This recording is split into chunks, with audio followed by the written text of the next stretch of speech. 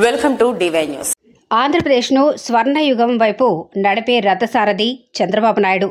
జగన్ పాలనలో మరుగున పడ్డ అభివృద్ధి తిరిగి పరుగులు పెట్టాలంటే చంద్రబాబుతోనే సాధ్యం. జగన్ పాలనతో రాతియుగంలోకి వెళ్లిన ఆంధ్రప్రదేశ్ను స్వర్ణయుగం వైపు నడిపే రథసారథి నారా చంద్రబాబు నాయుడే అని కొత్తపేట నియోజకవర్గ తెలుగుదేశం, జనసేన, భాజపా ఉమ్మడి ఎమ్మెల్యే అభ్యర్థి బండారి సత్యానందరావు అన్నారు.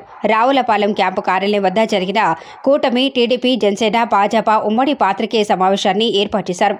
ఈ సందర్భంగా సత్యానందరావు మాట్లాడుతూ, నిన్న శ్రీకాళహస్తిలో జరిగిన ప్రజాగళం సభలో చంద్రబాబు నాయుడు ఆంధ్రప్రదేశ్ను ముందుకు తీసుకెళ్లే డ్రైవర్ అని చెప్పారని, అనుభవం ఉన్న అభివృద్ధి నేత చేసే పాలనలో అందరూ ఎటువంటి ఇబ్బందులు లేని ప్రయాణం కొనసాగించవచ్చని తెలిపారు.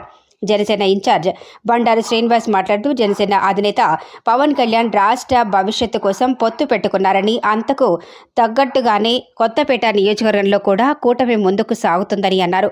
కొత్తపేట నియోజకవర్గంలో వైసీపీ చేస్తున్న అరాచకాలకు, అక్రమాలకు అడ్డుకట్ట వేస్తామని, కూటమి విజయంతో ప్రజాపాలన అందిస్తామని శ్రీనివాస్ అన్నారు. భారతీయ జనతా పార్టీ పదాధికారి తమ్మనంపూడి రామకృష్ణారెడ్డి మాట్లాడుతూ, వచ్చే ఎన్నికల్లో దేశంలో భాజపా విజయకేతనం ఎగురవేస్తుందని, మోదీ మరలా ప్రధానమంత్రి కావడం ఖాయమని అన్నారు. రాష్ట్రంలో కూడా ఎన్డీఏ కూటమి ప్రభుత్వం ఏర్పడుతుందని జోసిన్ చెప్పారు. రాష్ట్రంలో కూటమి ప్రభుత్వం ఏర్పడగానే రాష్ట్రంలో అభివృద్ధికి కేంద్రం నుండి భాజపా ప్రభుత్వం పూర్తి సహాయ సహకారాలు అందిస్తుందని రామకృష్ణ తెలిపారు. బండారు శ్రీనివాస్, దొంగ వెంకట సుబ్బారావు, కంఠంశెట్టి సత్యప్రసాద్, సూరపురెడ్డి, సత్యతోట స్వామి, తమనంపూడి రామకృష్ణారెడ్డి, పాలూరి సత్యానందం, డివిఎస్ రావు, అయినవల్లి సత్యబాబు గౌడ్, గండ్రొతు వీరగోవిందరావు, గిద్దా వెంకటేశ్వరరావు, మంచిగంటి కృష్ణ, మద్దింశెట్టి శ్రీనివాసరావు, కొవ్వూరి వెంకటకృష్ణారెడ్డి, కోటిపల్లి దామోదర్, ఆకుల రామకృష్ణ, కెవి సత్యనారాయణ రెడ్డి, గొత్తుల పట్టాభి, రామారావు, ముదునూరి వెంకట్రాజు, కంఠంశెట్టి శ్రీనివాసరావు, చెలువూరి సతీష్ రాజు, బండారు సంజీత్ మొదలగు వారు పాల్గొన్నారు. జగన్మోహన్ రెడ్డి గారు వచ్చిన తర్వాత రాతి యుగంలోకి రాష్ట్రం వెళ్ళిపోయింది. ఈనాడు రాష్ట్రంలో విచ్చలవిడిగా గంజాయి, డ్రగ్స్, ఈనాడు పేద ప్రజల యువత జీవితాలతో ఆటలాడుతూ రివర్స్ పాలనతోటి ప్రజల జీవితాలు చిన్నాభిన్నం అవుతూ ఈ రాష్ట్రం ఈనాడు ప్రపంచ దేశాల్లో ఒక విచ్ఛిన్నకర రాష్ట్రంగా, అడుగంటిపోయిన రాష్ట్రంగా ఈనాడు ప్రపంచ దేశాల్లో గుర్తింపు తెచ్చుకునే విధంగా ఆంధ్రప్రదేశ్ రాష్ట్రం తయారైంది. దీనికి కారణం జగన్మోహన్ రెడ్డి గారి పాలన. యువతకి ఉపాధి అవకాశాలు లేవు, యువతకి జాబ్ క్యాలెండర్ లేదు, యువతకి ఏ విధంగానూ కూడా పరిశ్రమలు లేవు, ఒక డిఎస్సి లేదు. ఇలా యువత కూడా ఉపాధి అవకాశాలు లేక, ఏమిటి ఈ రాష్ట్రంలో ఏ అవకాశాలు లేక పక్క రాష్ట్రాలకు వలసపోయే పరిస్థితి, జీవనోపాధి లేనటువంటి పరిస్థితి, యువత నిర్వీర్యమైపోయి నిరాశ నిస్పృహల్లో కొట్టుబడే పరిస్థితి మనం చూస్తూ ఉన్నాం. మరొక పక్క మహిళల మీద అనేక రకాలైనటువంటి అఘాయిత్యాలు, ఘోరాలు, మహిళలకి ఏ విధంగానూ కూడా వారికి మేలు కలిగినటువంటి పరిస్థితి, మహిళా శక్తి అంతా కూడా మరుగున పడిపోయే పరిస్థితి కూడా ఈ యొక్క ప్రభుత్వ పరిపాలనలో మనం చూస్తూ ఉన్నాం. ఏది చూసినా ఏముంది గర్వకారణం అన్నట్టుగానే ఈ రాష్ట్రం యొక్క అభివృద్ధి ఆ విధంగా తయారైంది. అందుకే చంద్రబాబు నాయుడు గారు చెప్తూ ఉన్నారు, ఈ రాష్ట్రాన్ని అభివృద్ధి పదంలో నడిపించాలి అంటే ఒక డ్రైవర్ లాగా ఈ రాష్ట్రాన్ని నేను ముందుకు తీసుకెళ్లి అభివృద్ధి చేస్తానని చెప్పడం జరిగింది.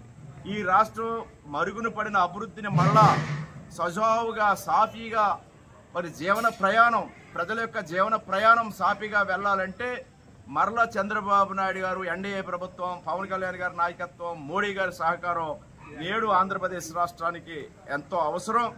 ఒక అనుభవం ఉన్న నేతగా వీరందరి సహాయ సహకారాలతోటి ఆయన ఈ రాష్ట్రాన్ని ఒక డ్రైవర్ లాగే ముందుకు ప్రజలందరినీ కూడా గమ్యం చేర్చే ఒక రథ సారథిలాగా ఈనాడు చంద్రబాబు నాయుడు గారి రాష్ట్రాన్ని ముందుకు తీసుకెళ్తారంటంలో ఏ సందేహం లేదు. మరలా స్వర్ణయుగం రావాలంటే చంద్రబాబు నాయుడు గారి నాయకత్వం, పవన్ కళ్యాణ్ గారి నాయకత్వం, మోడీ గారి యొక్క సహకారం ఎంతో అవసరం అనేది ఈ సందర్భంగా నేను తెలియజేస్తా ఉన్నాను. దానికి తగ్గట్టుగా మా పార్టీ శ్రేణులు కూడా రణరంగంలో రేపు వైసీపీ పార్టీని తరిమి కొట్టడానికి, వైసీపీ ప్రభుత్వాన్ని గద్దె దింపడానికి ఎన్నికల సమరంలో ముందుకెళ్తూ ఉన్నారు. ఇలా తెలుగుదేశం, జనసేన, బీజేపీ పొత్తుతో ఈ రాష్ట్రంలో వైసీపీకి నౌకలు చెల్లిపోయాయి. వైసీపీ రేపు ఎన్నికల తర్వాత కనుమరుగైపోయే పార్టీ, మునిగిపోయే నావా అని ఈనాడు స్పష్టంగా నేను తెలియజేస్తా ఉన్నాను. రేపు మే 13 ఎన్నికలు జరిగిన తర్వాత జూన్ 4న కౌంటింగ్ రోజున అది స్పష్టంగా ప్రజా తీర్పు వెలువడబోతా ఉంది. దానికి తగ్గ ఈనాడు ప్రజాస్పందన నేను గ్రామాల్లో చూస్తూ ఉన్నాను. గతంలో నేను 7 సార్లు ఏ నియోజకవర్గం నుంచి పోటీ చేయడం జరిగింది. 8వసారి మీ ప్రజలందరి ముందుకు అభ్యర్థిగా వెళ్తూ ఉన్నాను. నేను గ్రామాల్లోకి వెళ్ళినప్పుడు గ్రామ ప్రజలను కలుసుకుంటున్నప్పుడు ఆ స్పందన నేను చూస్తూ ఉన్నాను. గతంలో ఎన్నడూ లేనటువంటి అపూర్వమైన స్పందన చూస్తూ ఉన్నాను. ప్రజలందరూ కూడా గ్రామాలు ఏకమైపోయి రేపు ఎన్నికల్లో ఈ అరాచక అప్రజాస్వామిక అవినీతి ప్రభుత్వాన్ని, ఈ మాఫియా ప్రభుత్వాన్ని, మాఫియా అంటే ఇదివరకు రాష్ట్రంలో ఎక్కడైనా మాఫియా సంస్కృతులు వచ్చినాయంటే ప్రభుత్వాలు అదుపు చేసాయి, ప్రభుత్వాధినేతలు దాన్ని కంట్రోల్ చేసేవారు. ఈనాడు ప్రభుత్వ నేతలే మాఫియా డాన్లుగా మారిపోయినప్పుడు ఎవరికి చెప్పుకోవాలి, ఎవరు ఆదుకుంటారు? దీనికి రక్షణ ఏది? కోర్టులు కూడా న్యాయాన్ని అందించలేని పరిస్థితి ఈ ప్రభుత్వంలో అమలు చేయనటువంటి పరిస్థితి ఈ ప్రభుత్వం వ్యవహరిస్తూ ఉంది. దీనికి తగ్గ సమాధానం రేపు ఎన్నికల్లో ప్రజలు ఈ ప్రభుత్వానికి బుద్ధి చెప్పటమే దగ్గరలోనుంది. ఒక 2 నెలల కాలంలో ఈ ప్రభుత్వం ఈ రాష్ట్రం నుంచి జగన్మోహన్ రెడ్డిని తరిమి కొట్టడం ఖాయమని ఈ సందర్భంగా నేను తెలియజేస్తూ ఉన్నాను.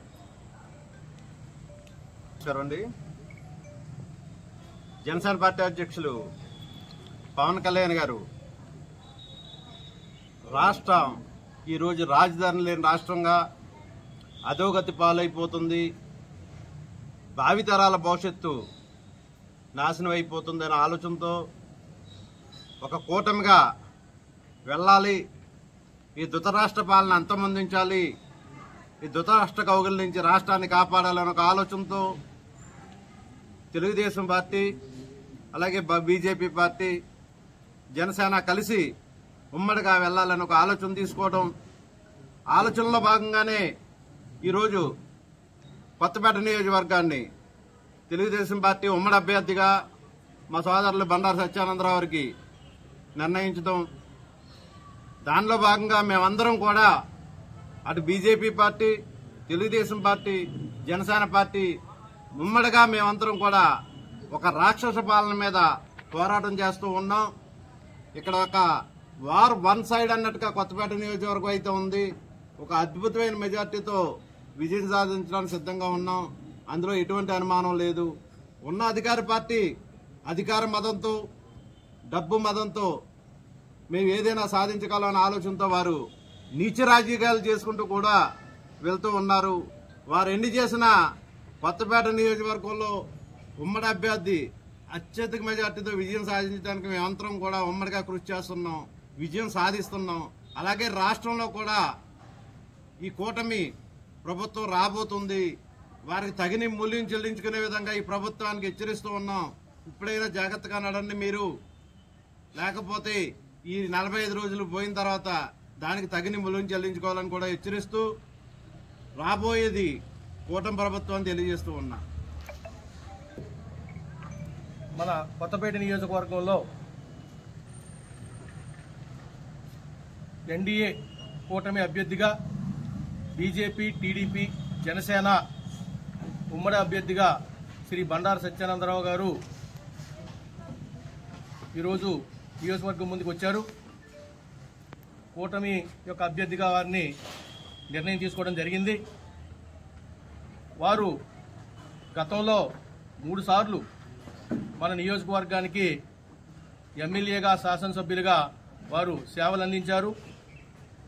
అత్యంత సౌమ్యుడిగా, వివాదరహితుడుగా, ఎటువంటి వివాదాలు లేనటువంటి వ్యక్తిగా సుహృద్భావ వాతావరణాన్ని ఈ యొక్క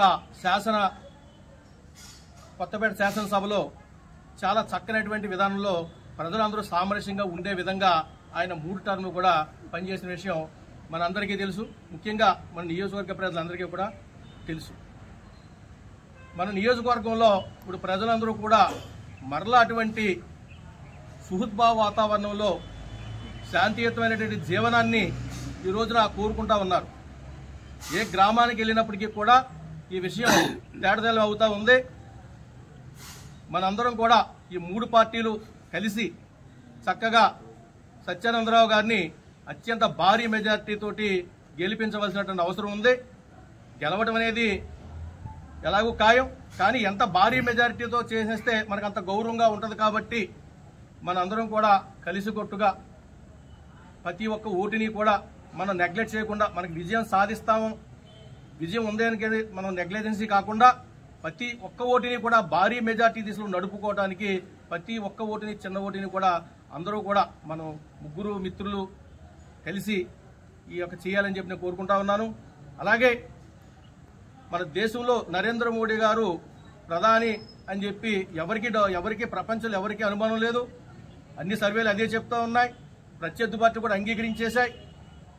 ఆయన 370తో వస్తారా, 400 వస్తారా, 450 వస్తాయా సీట్లు అనేది మటుకే ఎదురు చూస్తా ఉన్నారు అందరూ.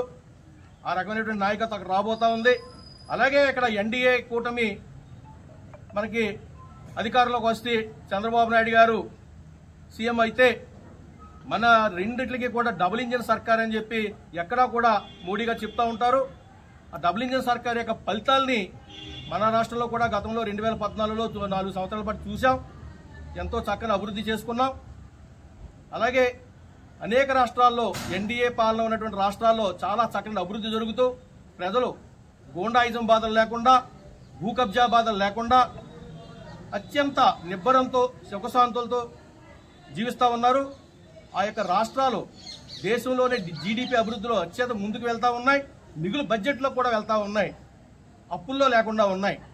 కాబట్టి మన రాష్ట్రం కూడా అటువంటి విధానమైన పరిపాలనలోకి ఎన్డీఏ ప్రభుత్వం చక్కగా అధికారంలోకి వచ్చే సూచనలు అయితే చక్కగా కనబడతా ఉన్నాయి. కాబట్టి నియోజకవర్గ ప్రజలందరికీ కూడా నేను విన్నవించేది ఏంటంటే ముఖ్యంగా బీజేపీ యొక్క కార్యకర్తలు, ఓటర్లు బీజేపీకి నరేంద్ర మోడీ గారి యొక్క సానుభూతి పరులు చాలా అత్యధిక సంఖ్యలో ఉన్నారు. నేను కోరుకుంటా ఉన్నాను.